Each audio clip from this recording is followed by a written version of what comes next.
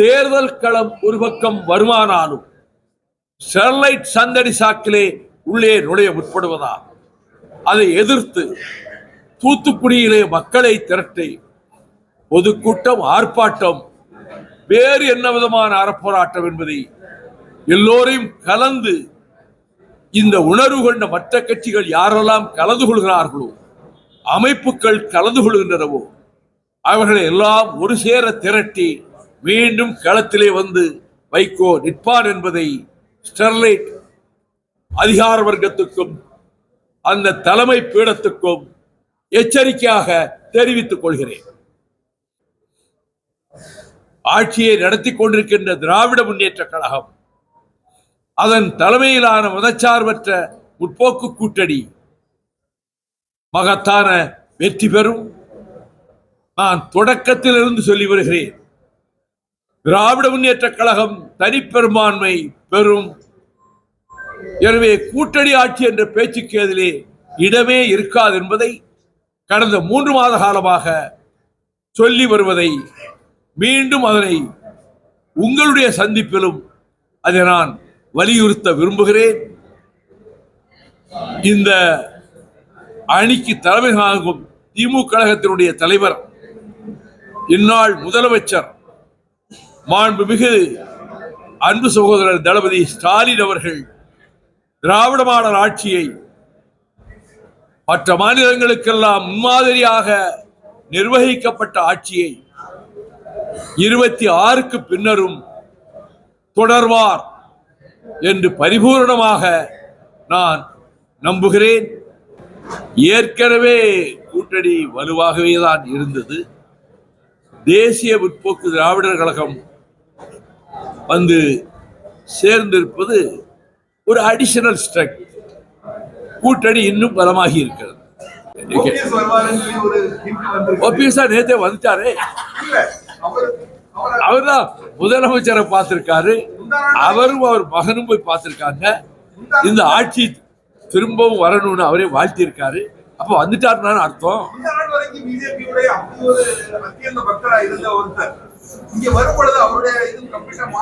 யாருக்கும் தெரியாத ஞானோதயம் அவருக்கு கிடைச்சிருக்கோ எனக்கு தெரியாது. இல்ல எது அந்த என்ன ஞானோதயம் வந்ததுன்னு எனக்கு தெரியாது.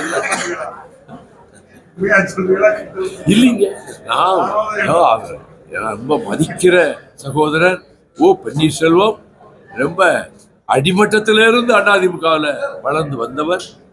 அவர் ஒன்றிய நகர செயலாளர் அளவிலிருந்து வந்தவர். சகோதரி ஜெயலலிதா அம்மையார் அவர்களால் 2 முறை முதலமைச்சராக்கப்பட்டவர்.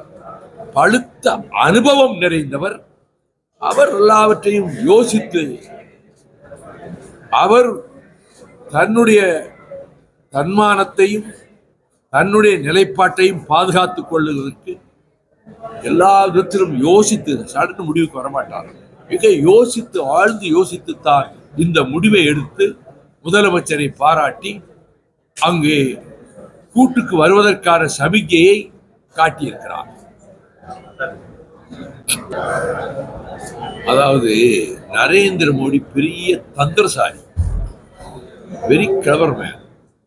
தமிழ்நாட்டை எப்படியாவது ஏமாத்தலாமான்னு நினைச்சு சங்க இலக்கிய பாட்டை 2 இந்தியில எழுதி வச்சுக்கிட்டு, திருக்குறளை 2 வரி இந்தியில எழுதி வச்சுக்கிட்டு, பாரதியார 2 வரி எழுதி வச்சுக்கிட்டு அதை புகழ்பாடி உலகத்திலேயே பெரிய நாகரிகம் தமிழ்நாட்டில் இருந்ததுன்னு இப்ப சொல்ல ஆரம்பிச்சு, இப்படியெல்லாம் அவர் பல முறைகளிலும் தமிழ்நாட்டில் எப்படியாவது பிஜேபியை கொண்டு வந்து திணிச்சிடலாமான்னு பார்க்கிறாரு.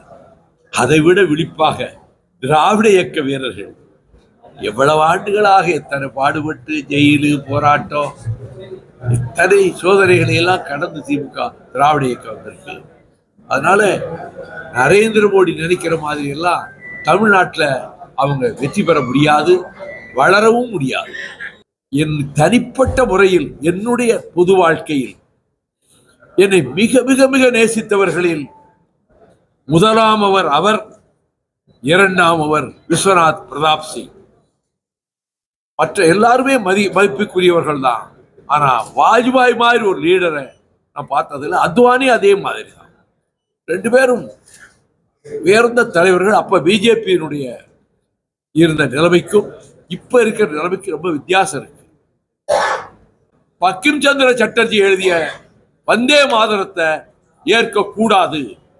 அதுல 4 ஸ்டான்ஸாவுல இந்து கடவுள்களை பற்றி சரஸ்வதி, லட்சுமி, யமுனா என்னெல்லாம் போட்டு அதற்கு வர்ணனை கொடுத்து பாராட்டி அதை பாராட்டுவதை பாட வேண்டும் என்று சொன்னால் இந்த நாட்டினுடைய மதச்சார்பின்மை பங்கப்படும்.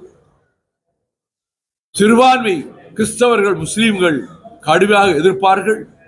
நாட்டுக்கே ஆபத்து என்று அண்ணல் அம்பேத்கர் தலைமையிலான அந்த டிராப்டிங் கமிட்டியில எல்லாரும் எதிர்ப்பு தெரிவித்து அதை ரிமூவ் பண்ணிட்டாங்க.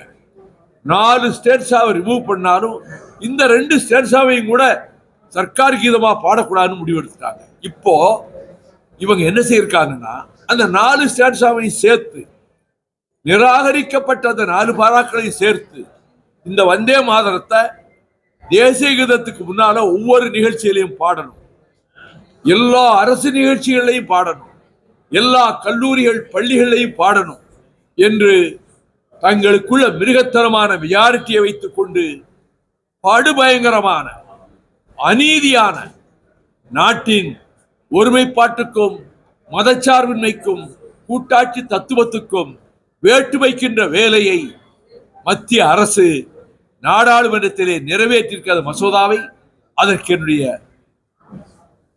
with all the force under my command என்னுடைய முழு சக்தியையும் பயன்படுத்தி இதை கடுமையாக எதிர்க்கிறோம். இதை எதிர்ப்பதற்கு அதற்காக களங்கள் எப்படி அமைய வேண்டும் என்பதை திமுக கழகம் தீர்மானிக்க வேண்டும். நான் கூட்டணி கட்சி என்ற முறையிலே கேட்டுக்கொள்கிறேன். இதைவிட பெரிய ஆபத்து வருவதற்கு இது முன்னோடும் பிள்ளையாக வந்திருக்கிறது. அடுத்த ஆபத்து என்ன வரப்போகுது? அவங்க அடுத்து என்ன செய்ய போறாங்கன்னா இந்தியாங்கிற பேரை மாற்ற போறாங்க. அவங்க திட்டம் அதுதான். பாரத்னு தான் அழைக்கணும். முஸ்லிம்ஸும் கிறிஸ்டின்ஸுக்கும் சிட்டிசன்ஷிப் ரைட்டும் கிடையாது, ஓட்டிங் ரைட்டும் கிடையாது. இதெல்லாம் அவங்க 2022 அலகாபாத்தில் போட்ட தர்ம சன்சத்துங்கிற கான்பரன்ஸ்ல போட்ட பிரகடனம். அடுத்து இன்னொரு பிளான் வச்சிருக்கிறாங்க. தலைநகர டெல்லியிலிருந்து வாரணாசிக்கு மாத்துறது. இதுவும் அவர்கள் திட்டங்களில் ஒன்று. இப்ப தேசிய மொழிகள் 22 மொழிகள் அங்கீகரிக்கப்பட்டிருக்கல, தேசிய மொழிகள் அல்ல, 8வது பட்டியலிலே இருக்கிற மொழிகள். அதுல இந்தி சமஸ்கிருதம் மட்டும்தான் இருக்கணும்னு அதையும் திருத்த போறாங்க. இவையெல்லாம் வருங்காலத்திலே நம் தலைக்கு மேல் தொங்குகிற கத்திகளாக, அபாய அறிவிப்புகளாக இருக்கின்றன. அதற்கு முன்னோட்டமாக இப்ப வந்தே மாதரத்தை கொண்டு வந்து சேர்த்திருக்கிறார்கள். எனவே நாட்டின் ஒருமைப்பாட்டில் நம்பிக்கை உடையவர்கள், அனைத்து மதங்களையும் மதிப்பவர்கள் முழுமூச்சாக இதை எதிர்க்க வேண்டும். இதற்கு எதிர்ப்பதற்கு ஒவ்வொரு மாநிலமும் அதற்குரிய வேலைகளை செய்ய வேண்டும் என்பதை நான் நம்முடைய செய்தியாளர்கள் மூலமாக என் கருத்தாக நான் பதிவு செய்கிறேன். தொகுதின்னு சொல்ல முடியும், இப்ப நான் சொல்ல மாட்டேன்னு சொன்னேன். வெற்றிலை நிறுவர் விடுறதாவே இல்லை. 3 தடவை சொல்லிட்டு அதுக்கு பிறகு எத்தனை தொகுதிதான் நீங்க நிப்பீங்க? 234 தொகுதி. அவனே சிரிச்சுட்டான். 234 தொகுதியில திமுக கூட்டணி நிக்க போகுது. கூட்டணி நான் ஒரு அங்கம் தானே, அதனால சொன்னேன். அதெல்லாம் ஒரு காரிக்கூடியதா, நான் நிக்க முடியுமா? அதனால எத்தனை தொகுதின்னு பேச்சுவார்த்தையில உள்ள அங்கே நிலவுகிற சீதோஷ்ணத்தை பொறுத்து தான் குழுவினர் சொல்லுவாங்க. அவங்க என்ன பதில் சொல்றாங்க என்கிட்ட வந்து சொல்லுவாங்க. நாங்க கூடி முடிவெடுப்போம். எத்தனை தொகுதி தான் கொடுக்குறாங்கிறது பேச்சுல தான் தெரியும். உங்க விருப்பம். செய்தியாளர்களுடைய விருப்பத்துக்கு நான் தலைவணங்கி நன்றி தெரிவித்துக் கொள்கிறேன். இல்ல, உங்க விருப்பம் இப்படி இருக்கு, உங்க விருப்பம் இப்படி இருக்கு. வேல்முருகன் கூட எங்க மாநாட்டில் வந்து பேசினாரு. வைகோ போட்டி போடுற தொகுதியில தமிழ்நாட்டை எந்த கட்சியும் போட்டி போடக்கூடாது, அவர் தமிழ்நாட்டின் ஒரே ஏக பிரதிநிதியாக எல்லாரும் சேர்ந்து அனுப்பணும்னு நம்முடைய வாழ்வுரிமை கட்சி வேல்முருகன் சொன்னார். அப்படி நினைக்கிற சில பேர் இருக்கிறாங்க. அது எனக்கு கொடுக்கப்படுகிற மரியாதையா நினைக்கிறேன். என் கடமையை பரிபூர்ணமா 30 வருஷத்துல செஞ்சிருக்கிறேன். 1360 தடவை பேசியிருக்கிறேன். அதை 5 தொகுப்புகள் ஆக்கி இப்ப இந்தியாவில் உள்ள முக்கிய தலைவர்கள் எல்லாத்தையுமே கொடுத்துட்டு வந்திருக்கேன்.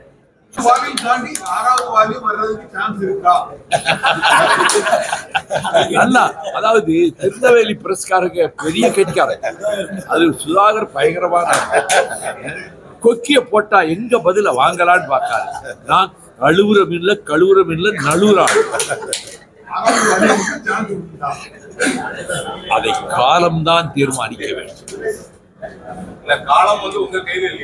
என் கையில் இல்லை. அதை தீர்மானிக்க வேண்டியவர் இந்த கூட்டணிக்கு தலைமை தாங்குகிறவர்.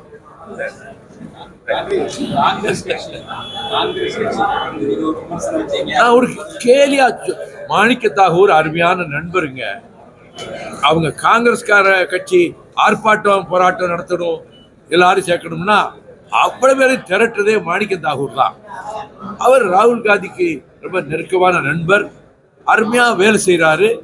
நான் அவர் தொடர்ந்து டிஎம்கே விமர்சனம் மாதிரி அடிப்போம் வைப்போம்னு சொன்னப்ப, இது என்னடா ராமநாதத்துக்காரங்க அவங்க ஏரியா மண்ணு பாசறையில மாணிக்க தாகூர் இப்படி பேசுறாரு நினைச்சு நான் சொன்னேன், சூரத் காங்கிரஸ்லயே நாற்காலிகள் பறந்து கதர்ச்சட்டைகள்லாம் கிழிவிட்டு இருக்குன்னு சொன்னேன். அதை நான் திரும்ப வற்புறுத்தல. அவர்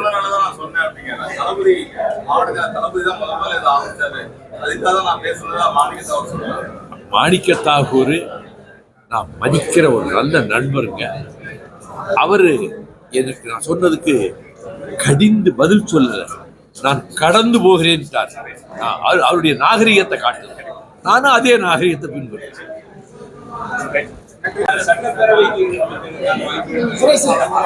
எல்லாம் பேச்சுவார்த்தைக்கு பிறகு